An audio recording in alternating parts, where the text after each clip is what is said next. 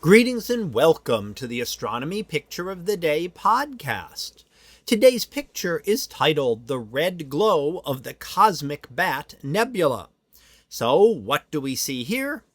Well, here we see a nebula known as the Cosmic Bat Nebula, and that's actually different than the Bat Nebula, which is another nebula, another dark nebula would happen to resemble the shape of a bat out in space. Now here, this is an example of a dark nebula, a star-forming region, and stars within this dusty area are forming. Essentially, the dust that we're seeing in that dark region is dense enough to block out all the light from behind it. So there are stars there, just as there are elsewhere in the image, but we can see the wisps of dust in the other regions. The dust is not as dense there. What does it do? Well, it does a couple of things. First of all, it will dim the light of the stars. So the more dust you're trying to look through, the harder it is to see the stars. And when it gets to be enough dust, then you don't see anything at all. It also changes the color of the light of the stars. And in fact, it will change them to a redder color.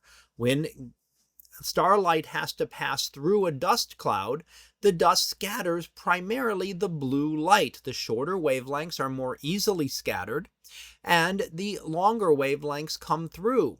So when we look at regions where we're looking through a lot of dust, the stars are going to appear much redder than they otherwise would be. Now, there's actually two images here, and we're looking at the first one, but the title is called The Red Glow of the Cosmic Bat Nebula, and we can show that red glow here, and that is hydrogen emission in a jet going up from the central regions of the cosmic bat, and that is hydrogen gas which has been energized and therefore begins to glow. When hydrogen is energized, it glows in a deep red, and we can see that here. So that's really telling us something about the star formation, a jet of material being expelled by newly forming stars. But we can't see those stars yet. They're hiding deep inside that dusty region, and that is completely hidden from us. So trying to study star formation, we're looking at pieces of indirect evidence often because we can't directly see. Now, depending on the amount of dust there, longer wavelengths do penetrate. So sometimes we can look at this in the infrared and get a picture of what's actually happening inside the nebula to really be able to understand star formation.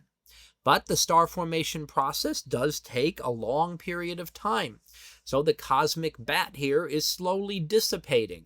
Will it go away soon? No, it's going to be here for thousands and thousands of years. But those stars are slowly eating their way out and will slowly begin to appear toward the center.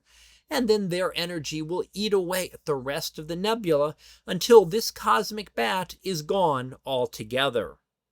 So that was our picture of the day, titled The Red Glow of the Cosmic Bat Nebula. We'll be back again tomorrow for the next picture. So until then, have a great day, everyone, and I will see you in class.